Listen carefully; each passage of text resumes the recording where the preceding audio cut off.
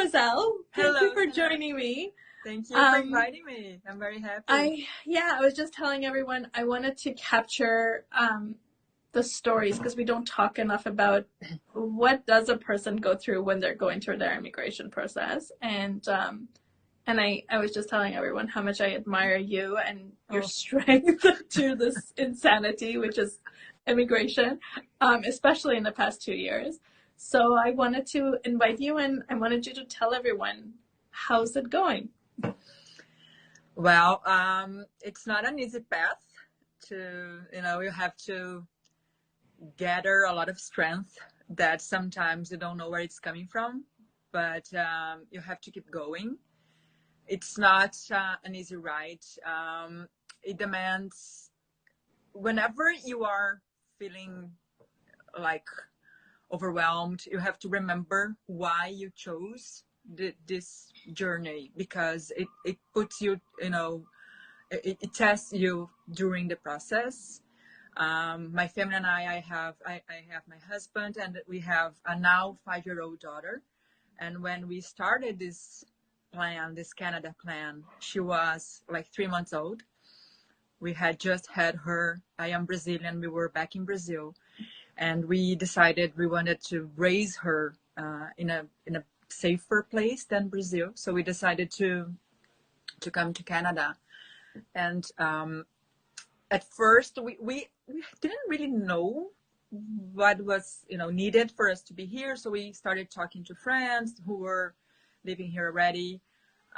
There were so many informations, we didn't know where to go to. So we thought that we needed to, we understood that there was a path to come as a student, but we didn't want that to be our first choice. We thought, I don't deal very well with not being very certain about things.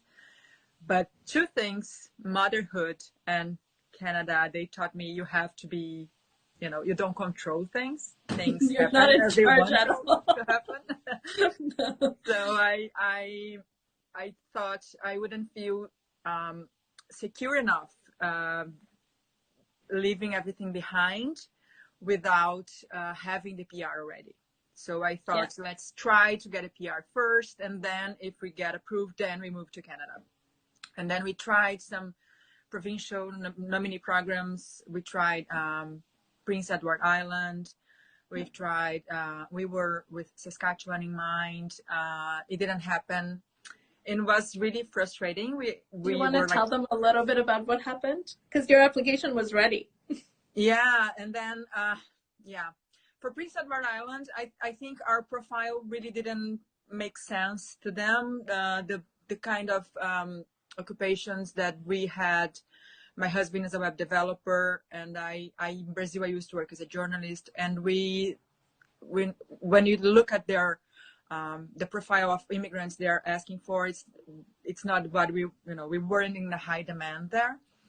So, and then we tried Saskatchewan. Let's go back when you started with Prince Edward Island. At the time, I mean, provincial nominee has come such a long way in the past 5 years. But when you tried for Prince Edward Island, all you had to do was write a letter. Yeah. It had nothing to do with knock codes. They didn't care, but there was no occupation and demand, none of that stuff. They just wanted people there. So they were like, please write it. And I think when I look at your journey in immigration, I think every time you tried for something, the program changed. Yeah. So the minute I think you submitted that it was like was it an interest of something like a letter that you would submit to them?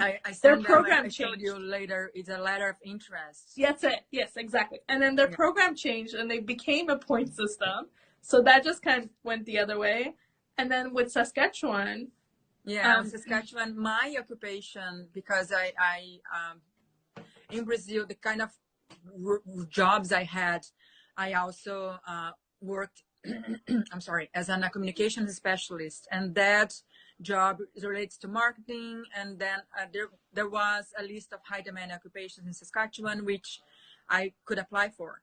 And then I had kind of everything ready. And then they the day they open, because Saskatchewan works in a different way. Yes, You it have to did have at the everything time. ready before you apply. And then I was like, okay. Yeah, so let me just tell everyone, at the time Saskatchewan had a list of people they wanted. And Roselle's application was ready. And Roselle was not my client. She's my friend.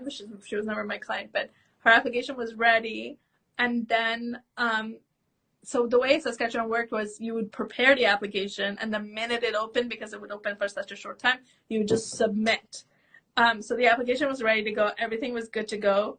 And the minute they opened, they had removed her knock code out of that list. Exactly. So then she couldn't apply anymore. And that was just, it was really I can't even imagine what went through your mind. Like Gus, my husband, and I, we looked at each other and said, okay, why can't we just go to Canada? Like, we are good people, we are hard workers, we are ready to commit to that, country, to that journey, but it didn't happen. So I was presented by the immigration consultant I had at the time. She said back then, like, you should try to go as a student. Then your husband gets a work permit, and then you move from there. You apply for. What happens. Yeah. Right? So we decided, okay, you know what? Let's do it. And I spoke with a friend who came as a student. She's in Ontario. I am in British Columbia, and she's in Ontario. And I remember I emailed her and I asked, how do you feel? She moved with two daughters and her husband. And I said, how do you feel if anything, like if your PR doesn't happen? And she said, even if everything goes the wrong way and I don't get a PR, it is still the right way, because we will at least have learned so much and have grown so much. So it doesn't matter if I get a PR or not. This is important for my family. And then that became like my mantra, like, we should do it regardless of the outcome. We should go and have that experience in our lives. So we sold all our things. We gathered all our belongings in 6 suitcases, and we came with a 3-year-old who I was still breastfeeding her. That's how small she was, how little. Yeah. And I remember, because my husband and I, we had never been in Vancouver. We had never been in Canada ever. And then we were like looking at each other in the plane and saying, what do you think it looks like? And we had seen videos, we had seen, photos, but it's a very different experience when you are really actually at a place. So we were like, oh, I hope I like it. we just left everything behind. Because a lot of people do that, right? Like, they have this vision back home, and then they just get on a plane and they really don't know. And I remember when we were, the plane was approaching, and it was a sunny day, and I remember looking from above and looking down and saying, oh, it looks nice, looks beautiful. It's livable. But I remember it was like, and at a certain point we were looking at each other and saying, how crazy are we? We are moving to a country where we've never been. We have some savings in the bank. But like, we left everything. We left family, jobs, cats. Cats. We left 2 cats with a friend, and we just moved. And our daughter, she was 2 years old. One thing is to do that when you are alone, and then you think, okay, if anything happens, it's just me. But you have a responsibility as a parent, so it was really, important. I think you're very brave, and that's why I wanted to have this conversation. I think it's very brave to do that. Like, it takes a certain personality, but it's just, I think it's like, I'm always in awe when people do that. So I love that story. I love the story of, like, you're so stuck in it, like, you're trying to figure it out. Then you get your study permit. Then you start selling your stuff. Then you pack up your stuff. And then there's a moment in the plane, like, what did we just do? Yeah, because we were kind of in survival mode. Because when I think your body protects you when you have those big decisions to make. And you have to, I don't know, somehow nature protects. In that mode that I focused on what I had to do. So I had like that to-do list. Sell furniture, and some furniture had to be sold at a certain stage, because there were True, things because you need I it because could, you have a yeah, 2-year-old. like I still needed my bed, I still needed, Yeah. some things. And with my clothes, the same. I chose the ones I would bring. All the rest I just donated, but I should donated them again at a certain point. And there were some things that we wanted to keep, but we couldn't bring at first. So we packed some boxes with some like belongings, photos and books that are really important to me. And then I left some with my mother-in-law, and my father kept some things for me for a while. Yeah. But then when we go to Brazil, we want to bring those stuff. They are, with family. But that's a lot of, things you have to do. So like medical exams, Yeah. documents, so many things, especially with a 2-year-old at the moment. So we were focused on that. And then just in the plane, I remember I was still in Brazil. I hadn't finished my contract with the phone carrier. Oh. So I remember, because I couldn't afford not having a phone while I was still in Brazil. So we were inside the plane, literally inside the plane, still parked in the Brazilian airport in São Paulo. And then from there, I called the carrier and I said, I need to finish this contract. Please cancel it. And I was hoping I would have enough time to do that before they closed the doors and asked me to turn off my phone. Turn it off. But then the person was like, okay, from when? I said, from now. Just finish this contract and leave in Brazil. And I'm moving to Canada. And the person was like, okay. And then, and I was hoping it would work. But when I came to Canada and I was finally able to get into my account, I could check that was really closed. Yeah. But there were like legal documents I had to leave.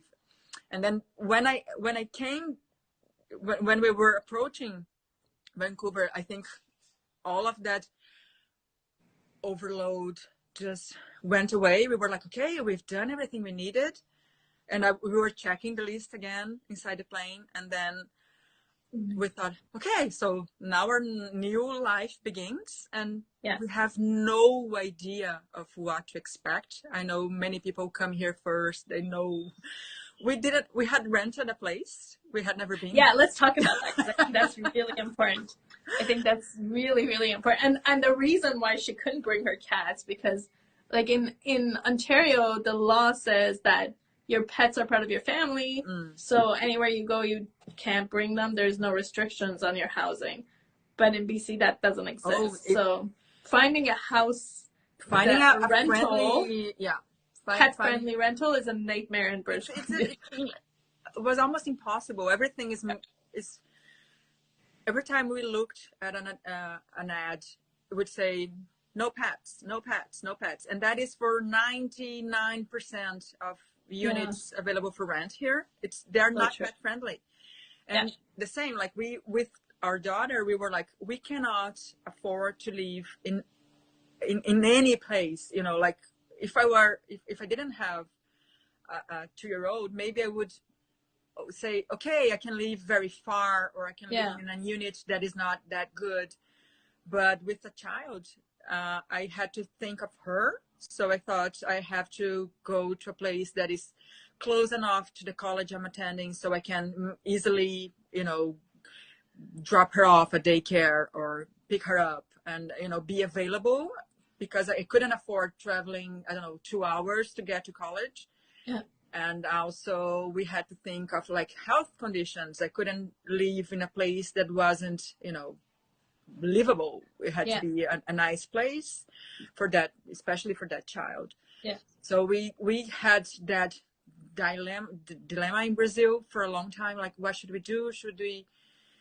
And then we just decided, okay, we are going to leave the cats, and we asked the friend who had rescued them from the streets and gave them to us. She said, you just leave them with me, And then there they are, very well taken care of. They are very well, thankfully. Of course, we wouldn't leave them behind without, any care.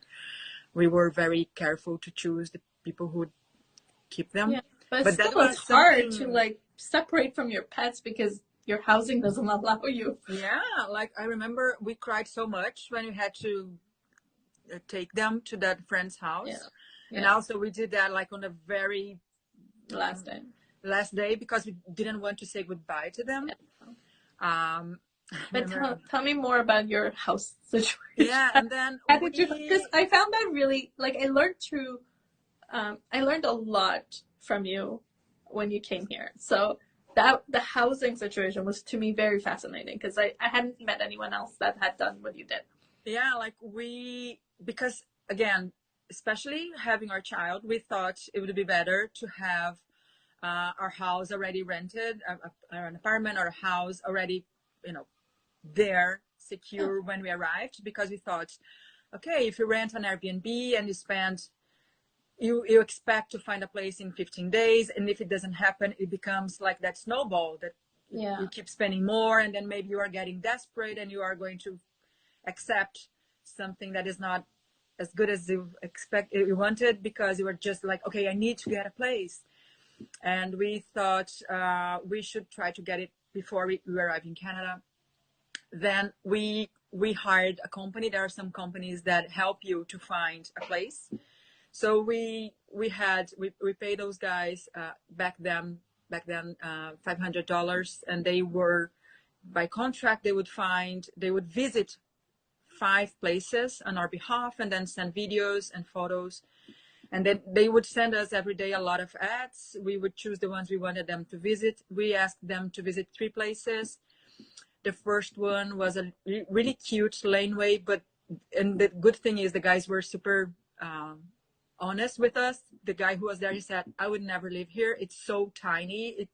The bedrooms are so small, especially because they asked us so many things in the interview, like, even like my husband is a very tall guy, and we told them that. Gus said, I am a big guy, I'm tall. So take that into consideration. The place cannot be too tiny. Yeah. And then the guy who went there, he said, especially given your husband's height, I wouldn't live here. The ceiling is really low, so don't.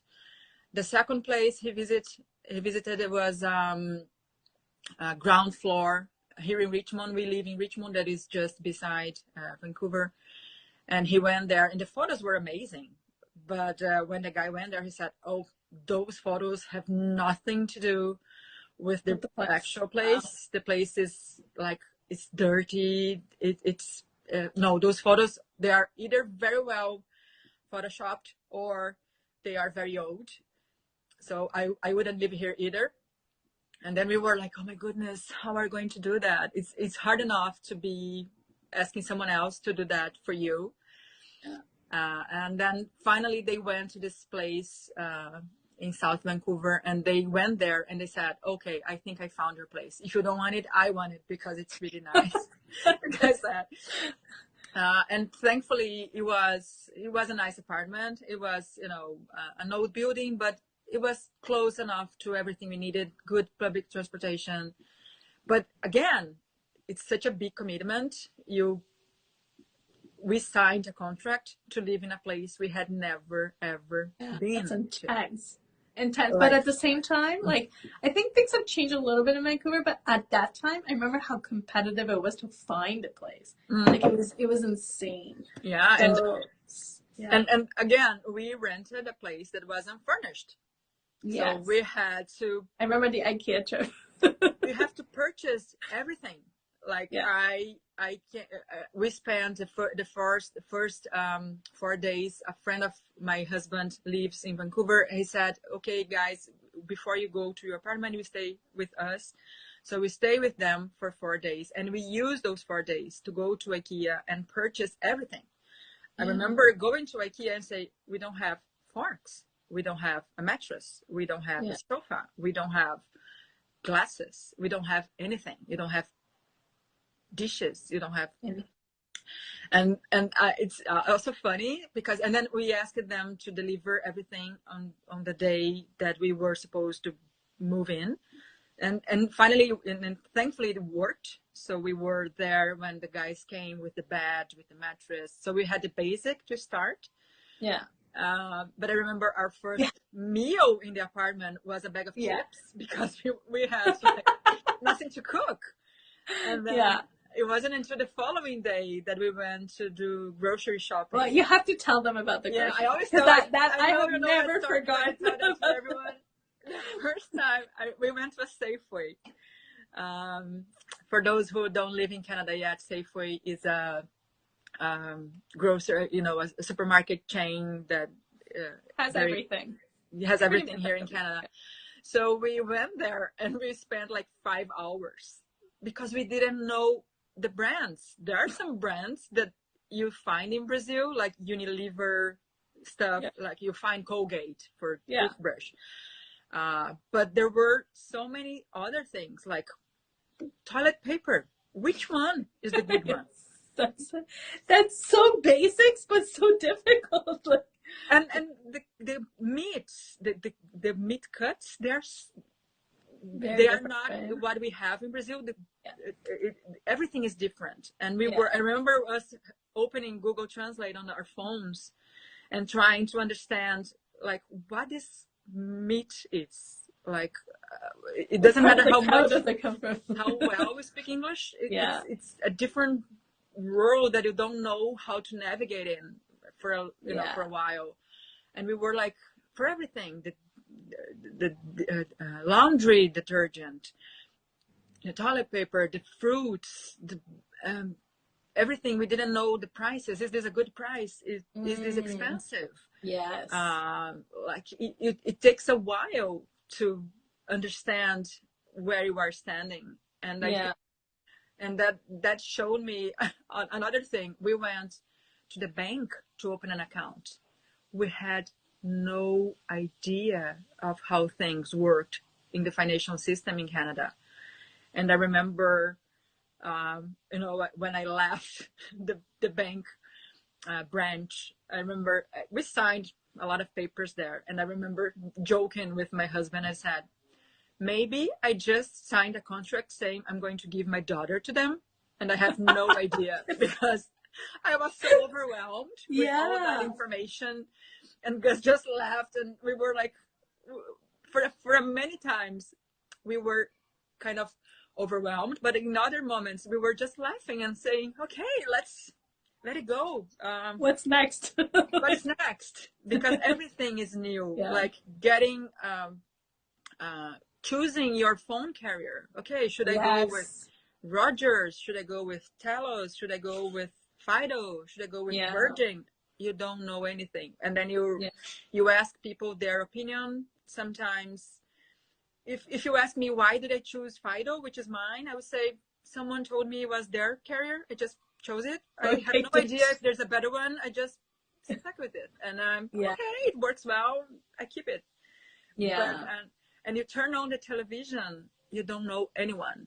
Like if there are Brazilians watching this live, you turn on the TV and you know who William Bonner is the guy who presents the night, the TV news at night. That is like all over Brazil, is the most famous news guy in Brazil, like the Anderson Cooper from Brazil. And I turned on the TV and I said, I don't know, is this a nice channel? Is like everything. You have no clue.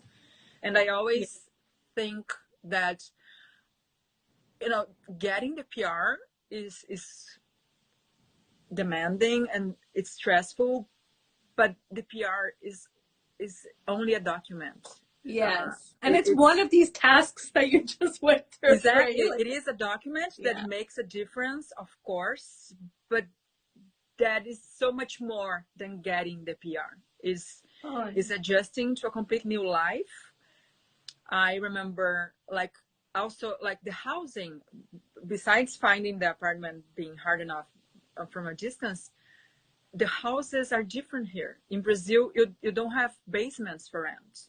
And I remember seeing that, like, the ads say, oh, it's a basement unit, or it's a ground floor unit, it's a top floor unit. And I was like, what are those? In Brazil, you have like a single house. Yeah. Sometimes you have a house in the back, depending on the kind of, housing arrangement. But you don't have like basements for rent. And here it's very usual to have that. And I remember having to understand everything. Yes. Like the daycare for our daughter. We used to talk about that too. It was a whole struggle.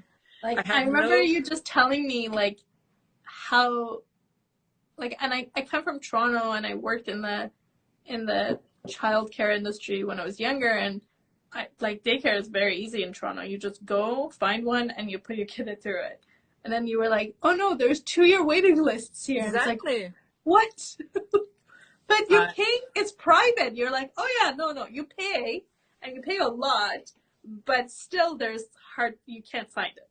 Exactly. I saying in Brazil, if you want, to place your child in a daycare, you choose whatever is more convenient for you. Sometimes one of them won't have a spot, but it's okay. If this one doesn't have a spot, you go to the following one. Yeah. But it's not a problem. It's not an issue in Brazil to find childcare. But here, when I came, I was like, okay, 2-year wait list. But I need a place for my daughter like next week when I start Vancouver.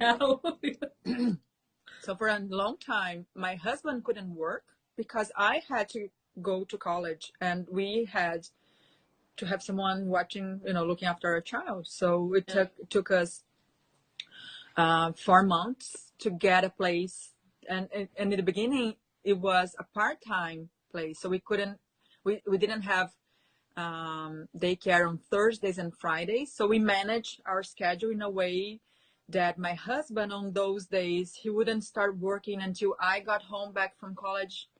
So it was like all this juggling, because there are so many things you have to adjust to. Yeah. But I don't want to discourage anyone. No. I always feel that is like, it is a big journey, a very demanding process, but it's also so rewarding. It's so worth it. Yeah. We don't regret a single day ever. We are very, very grateful. And I think it brought us as a stronger family. Yeah. It's not always easy. For, many times you get like, it's not easy, to have to face challenges. So sometimes you get angry, you get upset, you get the feeling that things are not working, and frustration, right? Frustration, you're just not going forward. Yeah, and then you think, like one day you told me, and I think it's the best analogy ever, that immigration is like that board game, Snakes and Ladders. Yes. That you one day you advance, you are going like regularly, and then one day you just get into a ladder, and then you advance 20 points, 20 spots, and then one day the following you think everything is going well, and then one day you just get into a snake, and then you fall down back again, and you have to start over. Yeah. So I think you have to accept that things are beyond your control, as everything in life. Very different, and I think why, like, we're having this conversation, and I love the way you're presenting this, is like, this is the reality. Mm-hmm. It's like there is this idea when you're back home, oh, I'm gonna go there and everything's gonna be okay, and I'm gonna get rid of all these problems I'm having in my country, and that's why I'm leaving. But that's like, but these are the other problems that are in this country, right? And I think, like you said, there is a reason why I want to leave my country. And for me, as a Brazilian, I know many Brazilians identify with the same reasons I had, especially having a child. So I always think it's worth it, but it's not magic. It's not something like you get off a plane and then your life is Yeah. beautiful and it's pink and it's sparkling, and it demands a lot from you. So you Yeah. have, whenever you are feeling weak, whenever you are feeling, okay, maybe this is too much, remember why you came, because you will get strong again. Yeah. But you have to gather that energy and remember. I think many people get frustrated, and I see sometimes people leaving Canada and say, oh, it wasn't what I expected, because they are not told that it's not super. Sunshine and roses. Exactly. And it's not. It's No, like it's not. like motherhood. Yeah. Like people always tell you, you cannot compare your story with other people's stories. For some people it's going to be easier, some people will come here and the PR is going to come faster, or their work situation goes easier. It was easier. It wasn't easy for my husband and I. My husband is a web developer. We thought jobs would come easier for him. It didn't come as easy as we thought. Now Nope. he's working at his field. He's very happy, but it wasn't immediate. But it took how many years? It took him 2 years to finally be, Yeah. formally hired by an employer, and then he could leave his other job. So things. Some people have other journey. Each one is unique. Yeah, it's very different. And to different people, it's gonna be hard on different places. For some people, it's gonna be the job. For other people, other person is gonna be having to study. For other person, is gonna be being away from the family. So each one of us has a different challenge that seems to be more challenging than others. So try to, take a deep breath and remember, okay, I still know I don't want to go back to Brazil, and keep going. I always say to write a letter to yourself before you leave, and then read that letter, because what happens is we romanticize. Yes. I used to be this, and I was so good, and everything was so perfect. Why did I do this to myself, right? Yeah. Right? Like that's what we do. But I wanna capture Langara. Okay, Langara. I'm very grateful to Langara because I made great friends there. It's an excellent college. They are very committed to helping their students. They have even counseling. I went to counseling there because there were certain moments that I was so exhausted that I felt I needed to talk to someone, and they offered that to students. It's a very nice place to study. But for me, when I came from Brazil, the educational system in Brazil is very different. So I had a friend who attended the same program I did, and she told me before I came, she said, oh, it's really demanding, a lot of assignments, a lot of exams, be ready. And I was like, oh, that man, she's exaggerating. I got this. No way. I can handle this. What college looks like. And then when it started, it was like, oh my goodness. Yeah. So, and believe me, I am a hard worker. I am. Oh my God, you're the hardest worker. And at this point, I have to interject. And this is Roselle working jobs and being a full-time mom and a full-time student. Yeah. And when it started, I was like, there are so many assignments. And for me, at a certain point, some of the courses I had to take, they were so overwhelming, like accounting, statistics. Yeah. I was a journalist in Brazil. I could barely. But what does that have to do with marketing? Please. I was like, no, I'm terrible with numbers. Don't get the numbers. I am, I like writing. And then I had to go through a statistics course. Wow. And I remember the first class of accounting, I came home and I told my husband, we have to go back to Brazil. This is not going to happen. I'm not capable of doing that. And I was like, It's not for me. I would never be able to. And I got an A. Of course you did. But it demanded a lot from me. Yeah. I had to study really hard, and and in English. Yes. So my mind, my brain, in certain moments, God, I can imagine. felt like, oh my goodness, this is going to, it's going to burn into flames. And I thought I could see smoke coming out of my ears because. And you're English fluent. Like, you had no English issues, and you had that experience, right? Yeah. Like, but it's such a different, totally. It demands a certain part of your brain that you Yes. don't use. Yeah. And I'm just gonna deviate for 1 second, remembering something. Even when you speak English pretty well, there will be some moments that you are presented with the need to use a vocabulary you have no idea. Yes. And that is another thing. Like the other day, my washing machine broke.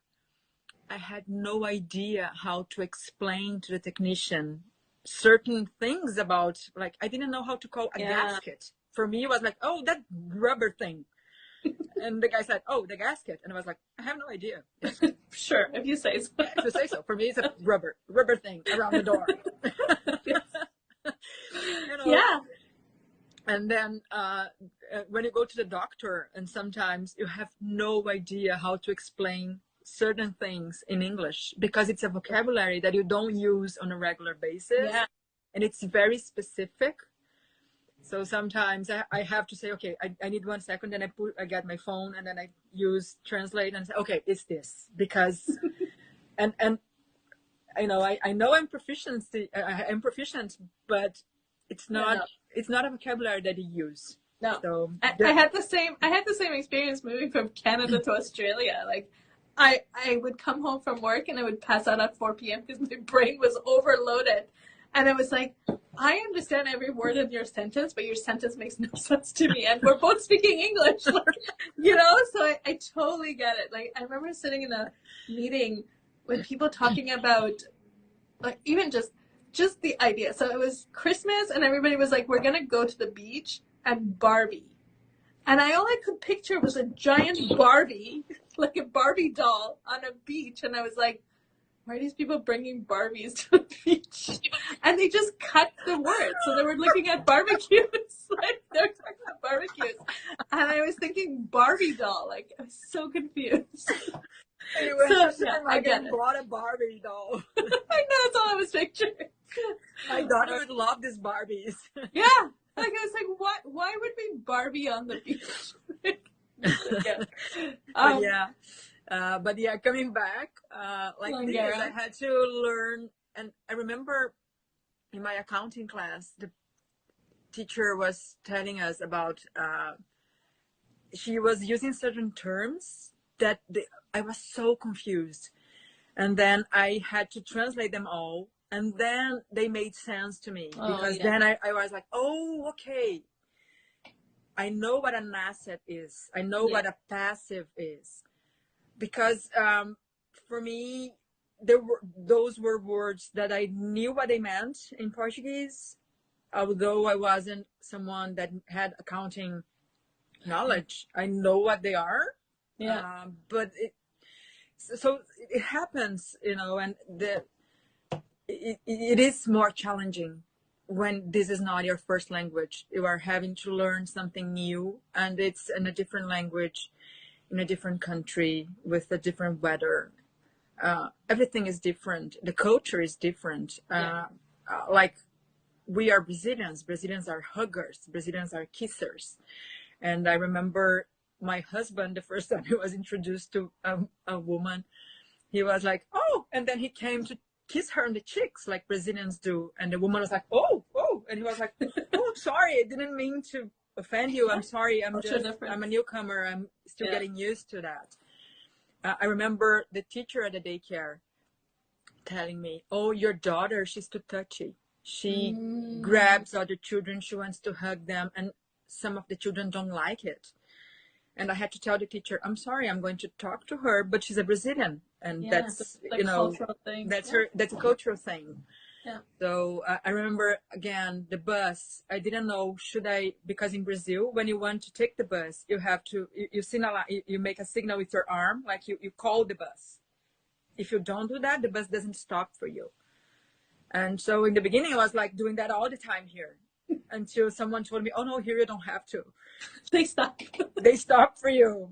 So, it's amazing, right? It's like you're a toddler and you're like learning everything for the first time. Exactly. So you are a white canvas that you are going to reinvent yourself. I always tell that, like, when I got off the plane, I zipped, I got off, like I opened a zipper, and then I got off my old myself, and I just came here, start fresh. And you have to accept that. You have to accept that, like I said, for some people it's going to be easier. Some people come with a job offer, but I would say the vast majority, you have to be humble and start over again, because you say, oh, I was a senior editor in Brazil for great magazines. Didn't mean anything here. They were like, okay, this company doesn't mean anything to me. What you did in Brazil, okay, good for you, but here I have this job offer to be a salesperson. Are you interested? You have to be ready and understand and accept that you have to start over. And eventually things will happen. And then now my husband and I, we are in nice jobs. We are very happy professionally, but it didn't happen right away. No. And you have for you things are a little bit more challenging on every level. Yeah. And with the PR, the same. Like, I applied for the study permit, and then in 2020 I applied for BCPNP, hoping it would happen. It didn't happen. And then again, another frustration.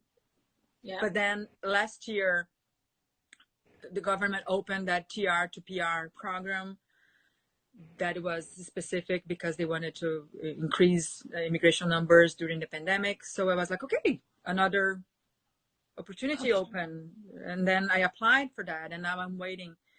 And again, let's go through that emotion. Yeah, the frustration happened again, because when they announced that program, it was supposed to be a very fast track program. Definitely. And it was for some people. Yeah, some people had it PR in like 3 months. 3 months. It's been over a year. We celebrated I remember I texted you like, happy application anniversary. My God.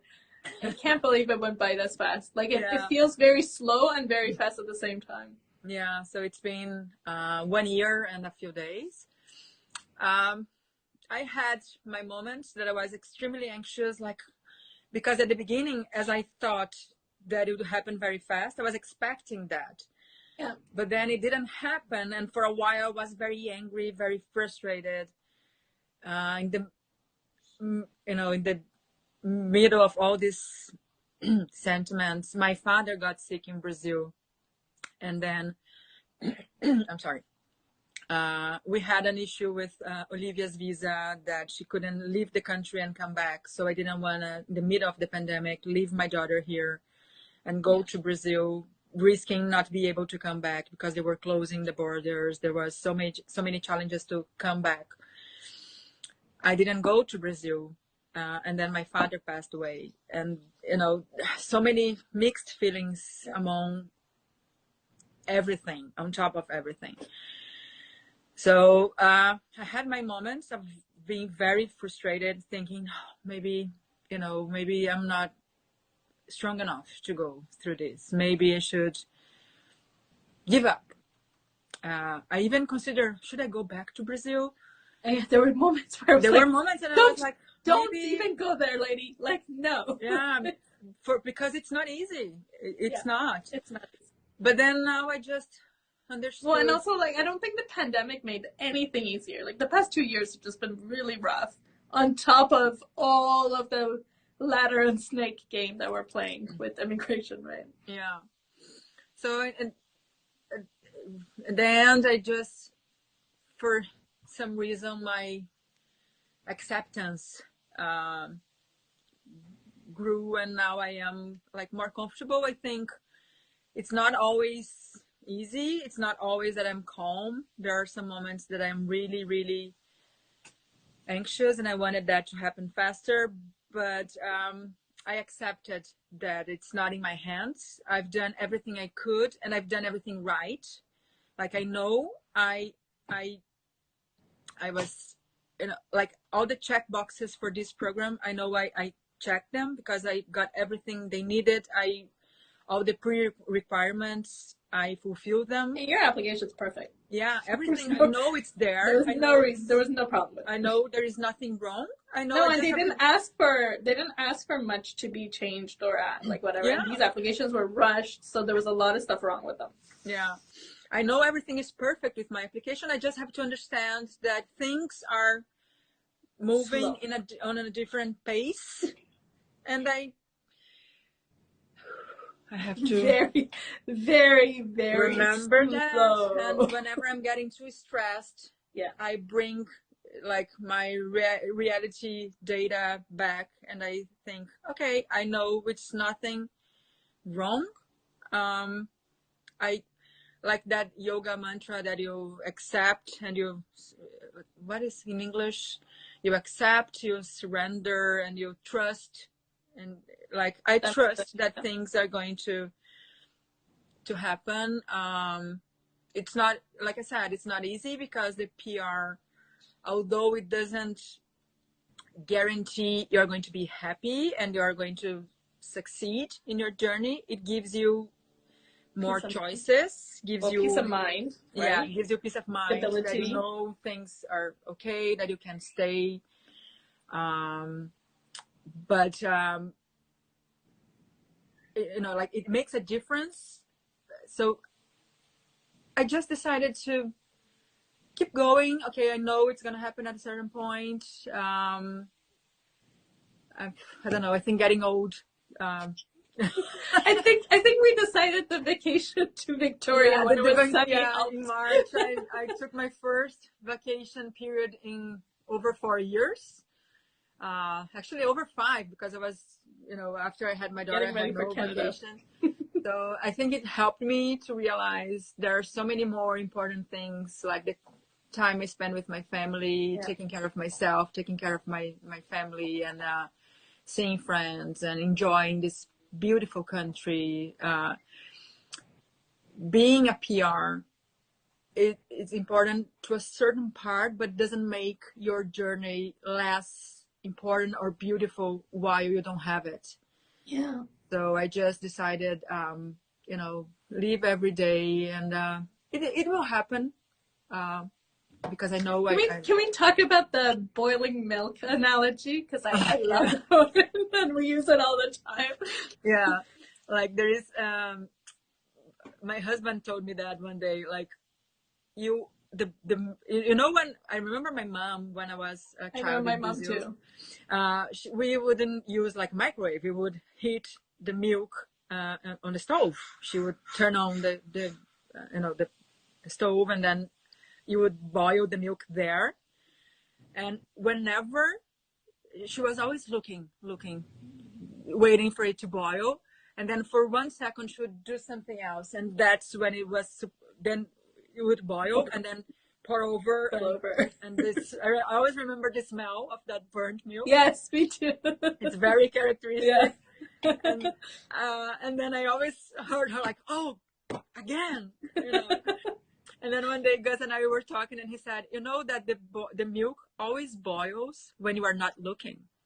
So that's true. Like, whenever you are too focused on something, it has to happen, it has to happen, it has to happen. It doesn't. And then you let it go, you forget about it, you put your attention on something else, and things happen. Yeah. So, so true. Like, I can't tell you how intense that is in the past year in immigration. Like, I have a client who's supposed to be in Canada when her PR comes. But because it's before her PR, always medical comes first.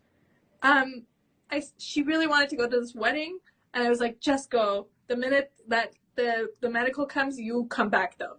And then the officer sent the PR without medical. So I called and they were like, oh, officers are allowed to exempt medicals. And she has never done a medical. It's not that she had it an 5 old years one. ago, whatever. It's like because she didn't want that at that moment, it like came. And now she's stuck. We're trying to get her back. Blah, blah, blah. I have another client who does not want their PR. They're doing something else. They need it a little bit later. And that officer has been on top of this PR from day one, which is so crazy. And then we have like on the other side, like we're waiting and waiting and waiting and it just doesn't come. Yeah. So like I was suffering so much. I was putting so much energy into this. I would wake up and think, is it today? Is it today? Like look, wait for a message, refresh my email a million times. And then that was, making me sick. I was getting and the frustration, it builds up inside of you and makes you angry and upset.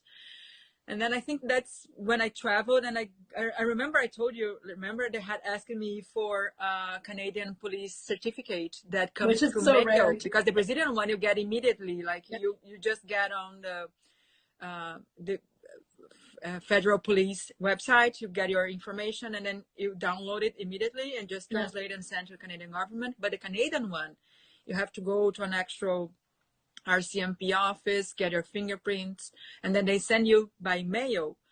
And I remember the person who I spoke with, she said, oh, it's going to be from 4 to 8 weeks. And the 4-week mark would be when I would be in Victoria for my holidays, for my vacation. And I was like, oh, I'm considering not traveling. Yeah. And I remember you told me, are you crazy? Of course we're traveling. Because I was so anxious that I had to send that document right away. When it comes, I have to be here. I have to get it and send it the minute it arrives. Yeah. And then actually, it doesn't make a difference. If it's going to be, I would be in Victoria for 6 days, I think, 7, I don't remember. Yeah. And then you said, like, what's the difference? You still have time. It's not that it's going to be like the deadline for you to submit the document. If you don't get it on the first day of your trip, you get them the last day, and that's fine. And then I thought I would be crazy in Victoria thinking, oh, is it in my mailbox? Is it in my mailbox? And actually, I forgot about it. See? Like... And it came. And it came. Because you weren't looking for it. And then, exactly. And it didn't come while I was in Victoria. It came a few days after. I arrived on a Sunday, and it came on Tuesday. So, like, I wasn't expecting it. Just opened the mailbox, and it was there. And I was like, yes. It came. Good. Now I can send it. But just like that milk analogy, I love it so much because it makes so much sense, especially in the past 2 years. So yes, I use it all the time. Yeah. And I think that I decided I shouldn't waste my energy on things I cannot change. I cannot change how long it's going to take for IRCC to process my application. What I could do, what was in my hands, that was to, submit an application that was complete and honest and with all the documents. I've done it. It's there. Yeah. So other than that, it's not in my hands. So now I have to live my life. And that's what I've been trying to do. Like I said, it's not always that easy. Some days that's just feel like humanity and life, right? Like, I'm not Dalai Lama, that I am an enlightened human being, that I'm never stressed. I wish I was, but I'm not. I am human, and human feelings, of course, sometimes emotions will come, and I'm like, it could be there, right? But it's not. So my life doesn't have to be controlled by that. No, and it shouldn't be on pause either. Yeah. Because we have talked about, like, we have mutual friends as well that were so stuck on, I just need this PR. Mm-hmm. And then the minute they got their PR, the next day they freaked out because that was the only project that we're working on. And then they were like, we're moving back to Brazil. It's like, what? You just got your PR. Yeah, So, like you forget to live your life. exactly. Yeah, And you can't put life on hold. Life yeah. is too short. I remember I told you one day that I wasn't sure I should purchase a new bed for my daughter. Yes, yes. I was like, oh, should I make this commitment? You know, imagine if they don't give me my PR and I have to go back to Brazil and I just purchased a new bed. And then you said, you go there and you buy a new bed. And then, yeah, and you sell it like yes, like you need it, you get it. You deal with it after. yeah, and I think that is the mistake I was making. Sometimes you think your life is on hold. It doesn't have to be. You know, that is something you can control, is how you deal with the lack of and your emotions. Control. And like, I cannot control the process, but I can control how I deal with the process. Perfect. And that is what I've been trying to do on a regular basis, control my emotions, not to let them guide my life. Yeah. You know, it's... Thank you for sharing. Thank you so much. for letting me tell that. I think it was very valuable, and it needs to be captured. I just want to capture one more thing before we go, and I hate to take you back to Langara, but if you had to do it again, how would you do it differently? I think, like I told you, Langara, the colleges in general, as I know from I have friends who attended other colleges here. I think it demands you to be very organized because there will be a million assignments. There will be a million group work. Remember group work? And I was very concerned about my grades, and the lowest grade I got was a B+, and I cried for 2 days because I got a B+. Yeah. And it really affected me. And I think it shouldn't be that much. I think you have to take it seriously. Of course, it is like you are doing it. I was doing it for real. I didn't want to learn. But it's going to be more stressful if that rules your life. Like, you have to learn, but you don't have to suffer. Yeah. And I think, like, I would do it different. I would say I would suffer less, because it's going to be different from what you are used to. It's not exactly, like I said, I wasn't prepared for the amount of assignments, the amount of exams and midterms and everything. And I was suffering because I was expecting to find what I had in Brazil, what I had experienced in college before. And it's not. It's a different educational system. And again, this is, for me, it's for everything in Canada. You cannot come to Canada expecting to find what you have in your home country. This is a different country. Yeah. So I had to get used to that and accept that. So I would say I would suffer less. I would try to be more. It's okay to get a B. It's okay to get a B. It's not the end of the world. It doesn't mean you shouldn't take it. You shouldn't be committed and take it seriously. But it doesn't have to be like I was suffering for some time. I had a 2-year-old. I had to work, and I had to clean the house, and sometimes I would go until 3 a.m. studying, because if I don't get an A, I'm a failure. And I wasn't a failure. No, my God! Like, look at how much you were juggling. I graduated with distinction. Like, that's how good my grades were, and I'm very proud of it. But it consumed me because I was like, oh no, I cannot get less. You don't have, and that can be overwhelming. So you have to do it correctly. You have to commit. You don't have to suffer. I think I suffered. I'm so glad you shared that, because that's important. That's really, really important. And I don't think, like, I always say Brazilian ladies are a whole different breed of woman. Like, you guys are the champion of women in the world, and you take on everything with full-on commitments, and you do them all so well. But when it comes to Canadian education system, it is already so difficult that I don't think that you need to, like, I don't know, come with your guns blazing. I don't know whether you remember. Remember, I had that facial palsy. Yeah, I was so stressed that I had Bell's palsy. I had the stress was so elevated in my body that I got like an infection in the nerve behind my right ear, and then half of my face paralyzed.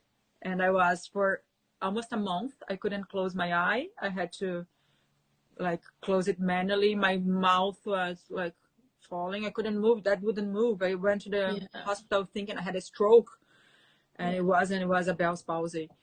So that's how much it affected me, and I let it happen. So what I mean is, but I mean, at the time you didn't really know. Like I remember, do you remember we were sitting in my car and I was telling you how the education system in Canada works, and how it's a funnel, and it's like they can't let everybody graduate, so they make it so difficult. And I also find that some teachers have just so much ego, so the combination of the two is intense. And if you're doing this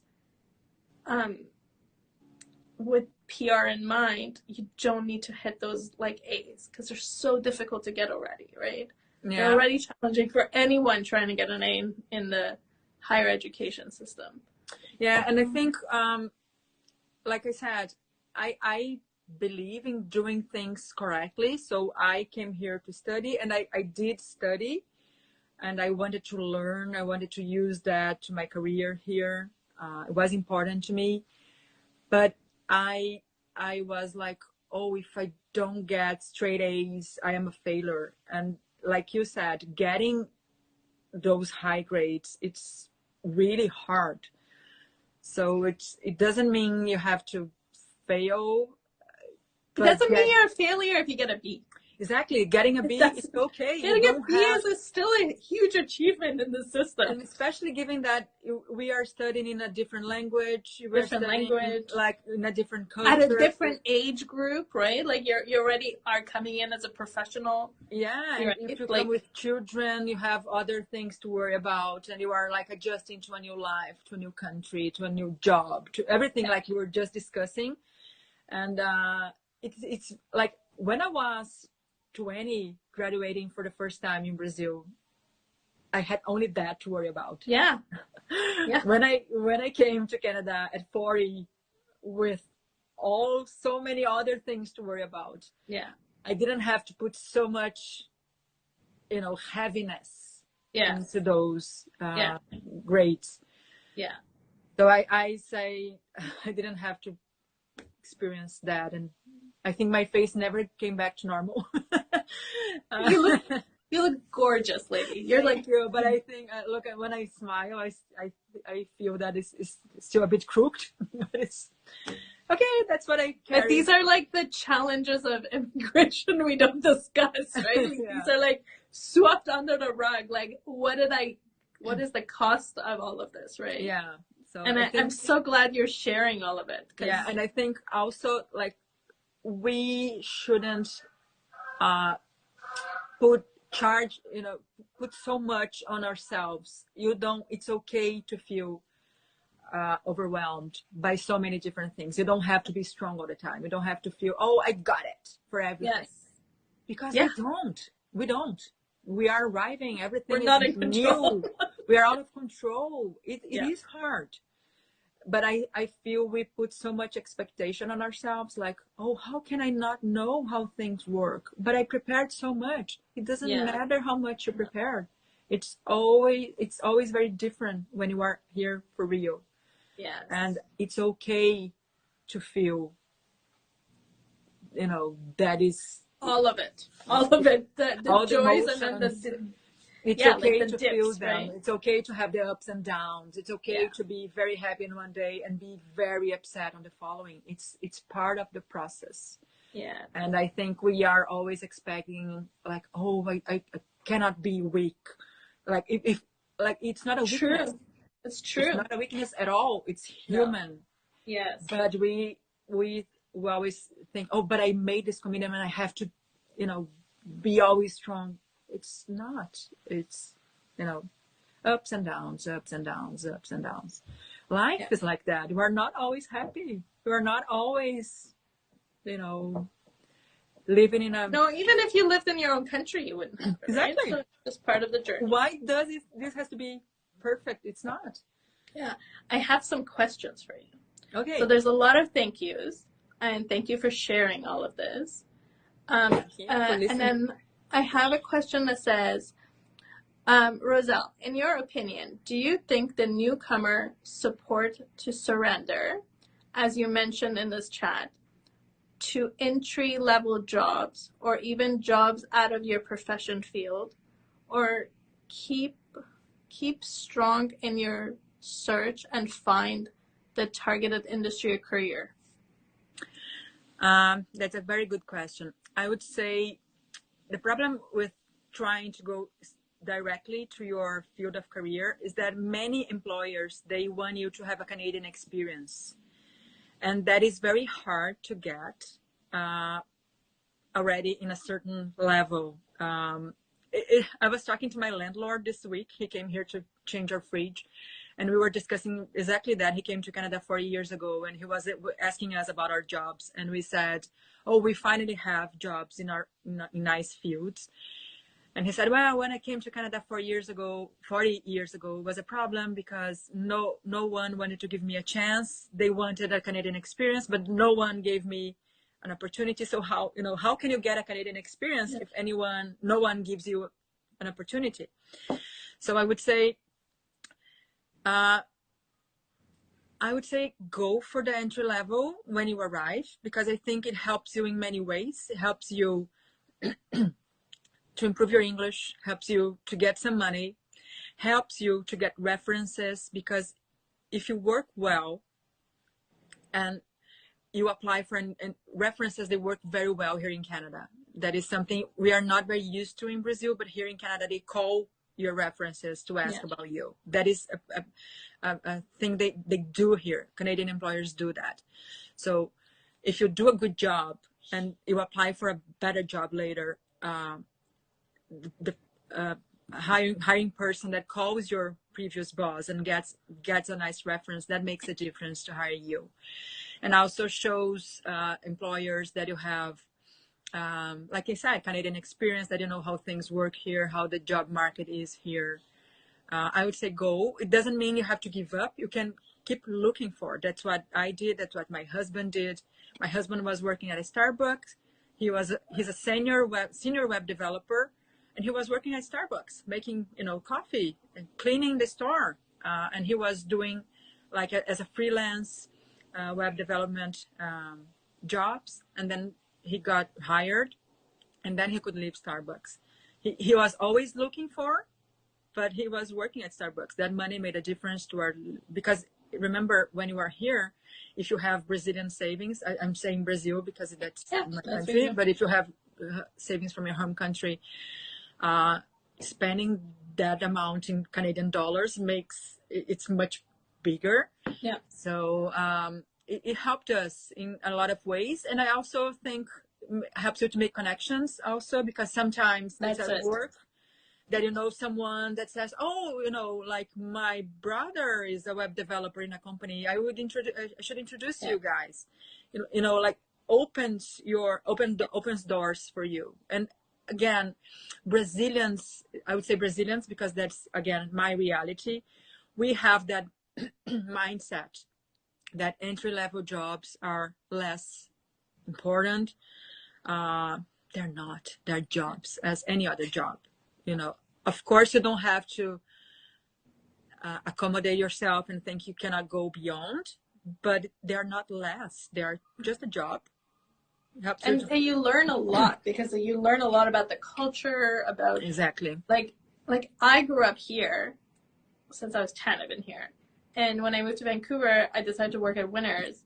And it was the first time I learned the culture of returning a product. I was always shy, and I never wanted to return. And then when I saw what people were returning, I was like, people return what's wrong everything. with me? So everything has something to teach you. Yeah, I totally agree. My husband got this web development job first as a freelance, because I was dropping off my daughter at daycare, and I heard one mother saying she was an HR person. And I told her, oh, my husband is trying to get a job as a web developer. No one is giving him an opportunity. Do you mind taking a look at his resume? And this woman said, oh, of course. She looked at his resume, and she said, oh, I have a friend who has a marketing company. He needs a freelance web developer. May I, put them in touch? And then this woman became a very close friend of mine, and my husband and this guy, they loved each other, and they started working, again, initially as a freelance, and then their relationship evolved. And when this company grew, and then the guy offered him a full-time permanent position. So it happened because of a connection. Could have been. Honestly, it's all about network, especially in Canada and in Vancouver. You need to know people. Yeah, in my case, I work in an IT company now. The guy who introduced me to the hiring person was my neighbor. Yeah, we became friends in the playground because our daughters were playing together. His wife is Brazilian. We just became friends, and he said, "Oh, with your publishing background," because it's an IT company that develops applications for publishers. He said, "With your journalist background, oh, you make so much, you make so much sense in my company. I'll introduce you there." So connections. Yeah. So I would say go for an entry-level job.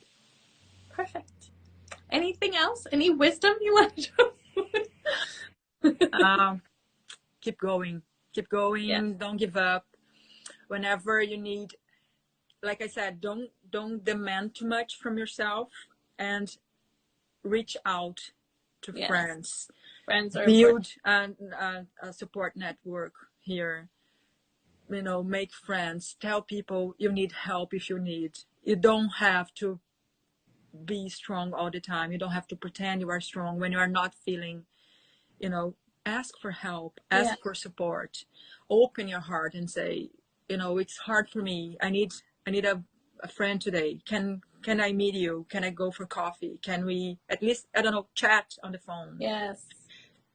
It's we need to, people need people, and we need to remember that. You are not alone in this journey. No. We all have different challenges, but you all have challenges. Yeah. So you have to remember that, and reach out whenever you need help. You're the best. You are. I love you so much. Thank you. I'm so grateful you shared so much, because I think these stories are not being captured, and they're so important. And as you said, everybody, like Rosella and I were talking yesterday, just before this, and I was like, she brought up a mutual friend of ours, and she was like, oh, they would be an interesting person to talk to too. And I was like, well, they got their PR before they came to Canada. And I was like, they were spoiled. And then she was like, no, but look at all the stuff they had to go through. And it's like, oh yeah. Even when you show up on your PR, it's still like I said, PR, it's important. It gives you a safety net, but it doesn't guarantee you happiness and success in a lot of different, the adjustment is still needed. Yes. And we just have to, and another word of wisdom is don't expect that the moment you leave the airport, your life is magically transformed. No. It's not. It demands a lot from you and your partner, your family, whoever is coming with you, or if you are coming with someone. But it's worth it. It's so worth it. I'm so grateful we are here. I'm so grateful to have this experience. Regardless of the outcome, I'm very grateful to be able to live this dream that was moving to Canada and, raising your daughter here, right? Raising our daughter here. Everything has been, my husband and I, we had our moments that were harder. We are so strong together now. We are it made us grow. It made us stronger. We are very, very grateful, very happy. But I want my PR. Come on, I get it. I totally get it. Give it to me. Well, and you can also talk about your member of parliament journey. Because I think that's Yeah. also been important, right? Yeah, I got in touch with my member of parliament. For those who are in the process too, and you need to know information, you can reach out to your MP. You Google like how to find my MP. It's based on your postal code. You find the person who represents you in the parliament. You email them. It's part for us that are Brazilians. We don't understand that because our politicians are very different. But for Canadian members of parliament, that is part of their duties to. Yeah, their mandate. They have to do it. Yeah, I had no idea about it, and I have an amazing member of parliament. His one of his assistants. This guy proactively reached out to me from time to time. How is your process? This guy got information for me when I was in the dark, when there was no information. After that, I had some progress in my application. And then a few days ago, out of nowhere, he came to me like, how is your process? How can I help you? So I emailed him. He got more information. So if you are stuck in your process, reach out to a member of parliament. Send him a line, email him saying, oh, my process is stuck. They're going to send you a form with some information they need from you. But use that. We are people who come from Brazil like me. We are not used to have most of us to have politicians working for you, but here it works. Use that tool because it's really nice. I've seen in Brazilian groups that I have in Telegram and WhatsApp, other people talking about very positive experiences with their MPs as well. It's surprising for Brazilians. For sure. It works. It does work. So you reach out to your MP for sure. Yeah. Perfect. Well, thank you, my dear. I really appreciate you hanging out with me for an hour and 20 minutes. I'm sorry that I speak too much. No, God, you did not speak. And I was just thinking, how do I even capture someone's immigration journey? And it's like a 3-year immigration journey, and then in an hour and 20 minutes. It's not possible. But I think we touched up on most of the important things. We can always go deeper, but I really appreciate you being so forceful and just sharing, because it's so important for senior people in their immigration process to tell the juniors that are starting, right? Yeah, and senior in all senses. My daughter is giving me a joy here. Thank you. Let me share. So cute. Oh, that's so